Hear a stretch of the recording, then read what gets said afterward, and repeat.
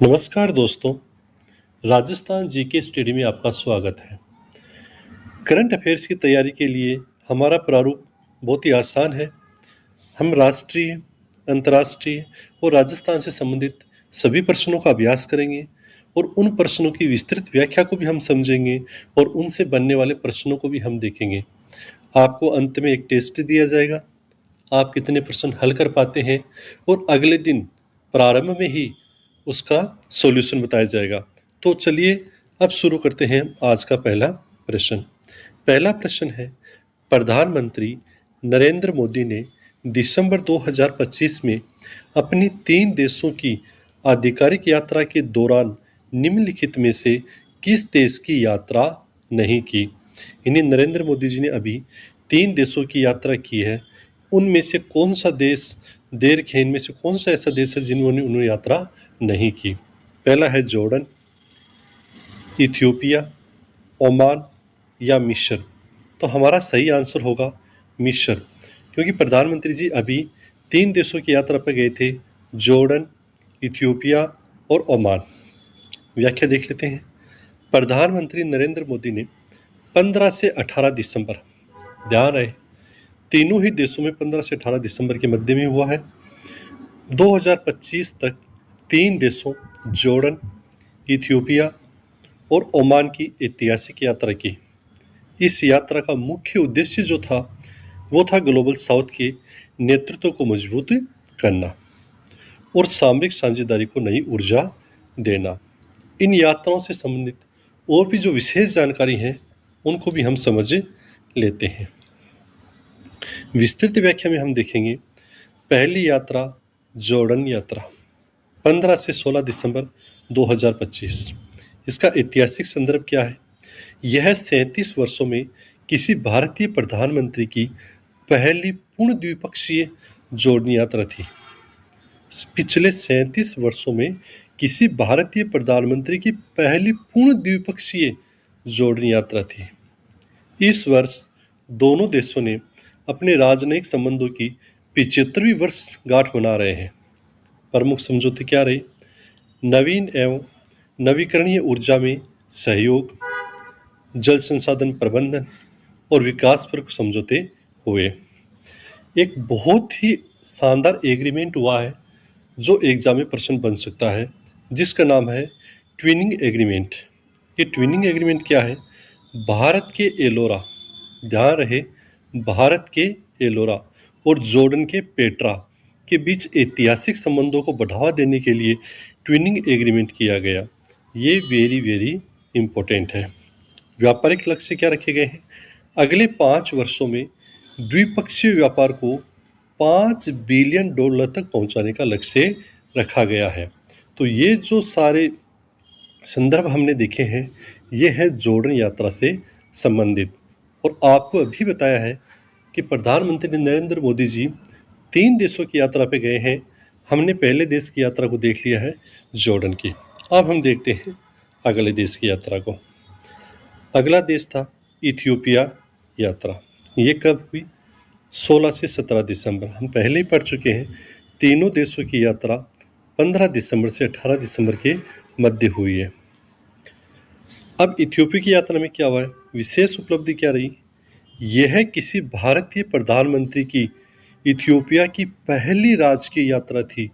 ध्यान रखना, किसी भारतीय प्रधानमंत्री की इथियोपिया की पहली राजकीय यात्रा थी।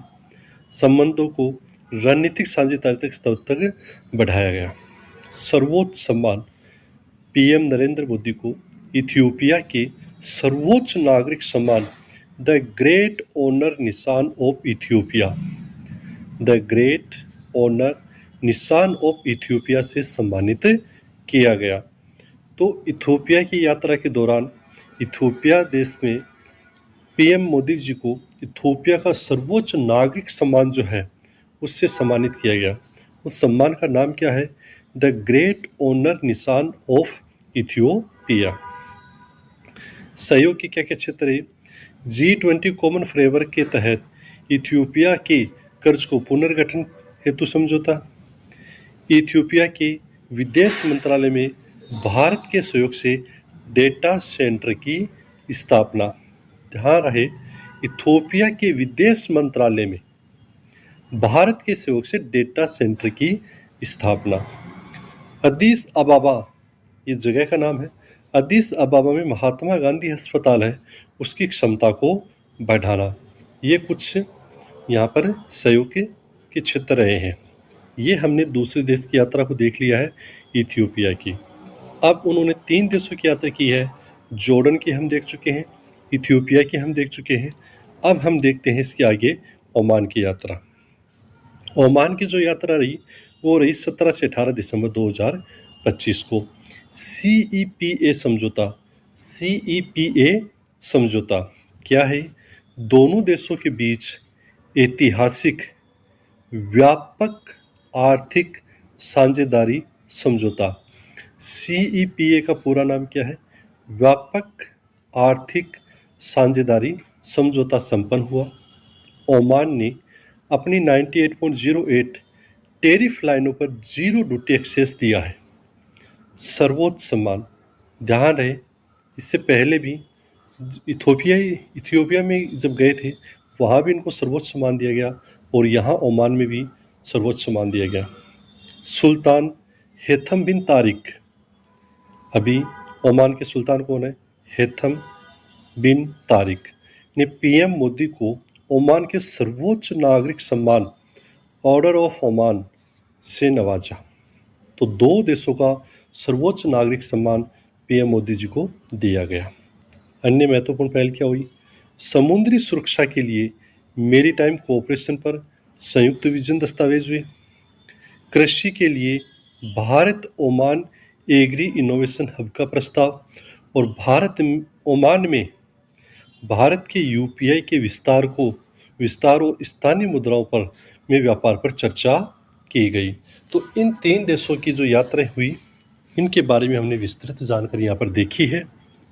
यहाँ से आने वाले एग्जाम में प्रश्न बन सकता है, इसको ध्यान से आप समझें। अब हम देखते हैं अगला प्रश्न।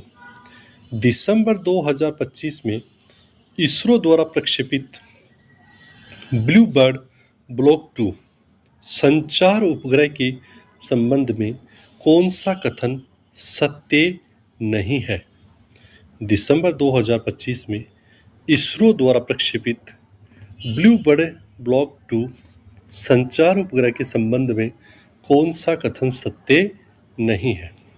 पहला कथन है, इसे भारत के सबसे भारी रॉकेट LVM-3M6, रॉकेट का नाम ध्यान रखिए, LVM-3M6 द्वारा लॉन्च किया गया।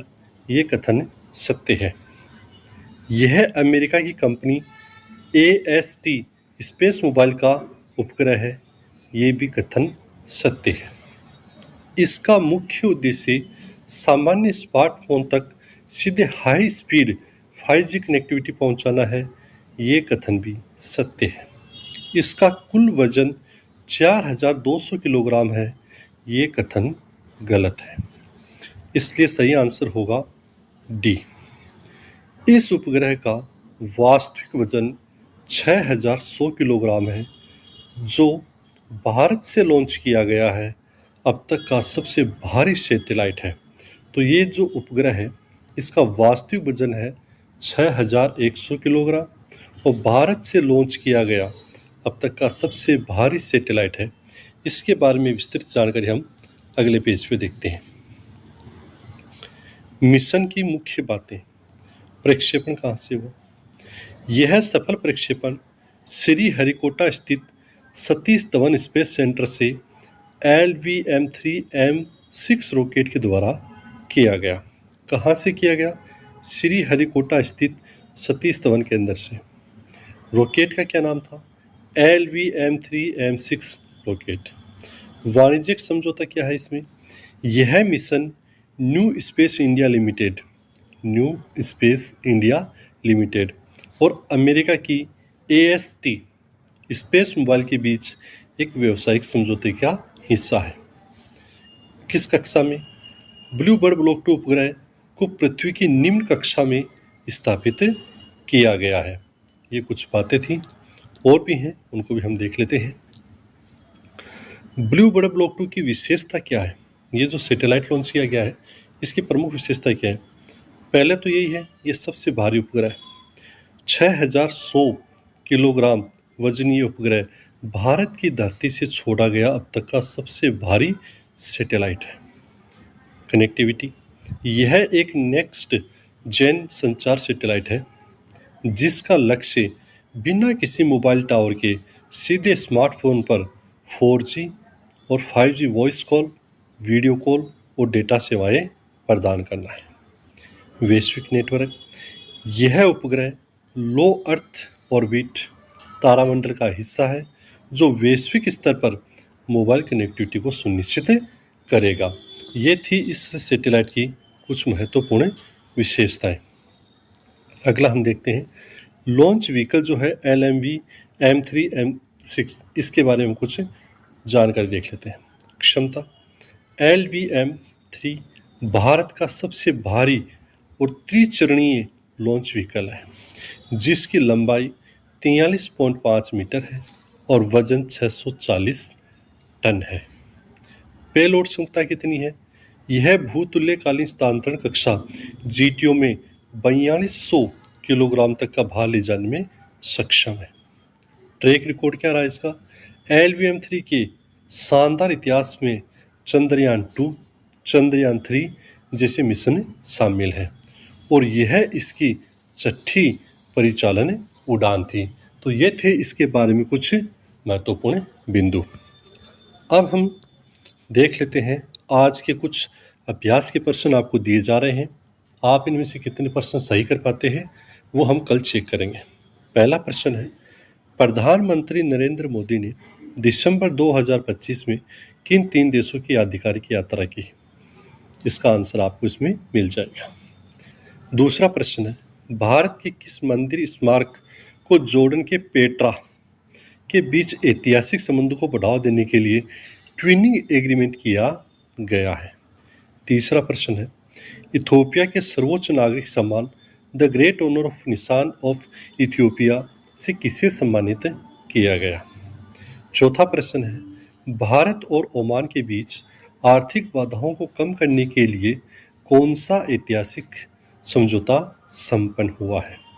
और अंतिम प्रश्न है, ओमान के सुल्तान हैथम बिन तारिक ने PM मोदी को किस सर्वोच्च नागरिक सम्मान से नवाजा है? तो ये जो प्रश्न हैं इनके उत्तर आपको इसी में मिलेंगे। आप इनमें से कितने प्रश्नों के उत्तर दे पाते हैं उनको आप कमेंट बॉक्स में लिखें, क्योंकि अगर आप इनके उत्तर लिखेंगे तो वो आपको याद रहेंगे। सही है या गलत है उससे फ़र्क नहीं पड़ता, लिखने से अभ्यास बढ़ता है और आपकी इच्छा रहेगी कल जानने की कि मेरा प्रश्न कौन सा सही था और कौन से का उत्तर गलत था। आपको ध्यानपूर्वक सुनने के लिए बहुत बहुत धन्यवाद। आभार।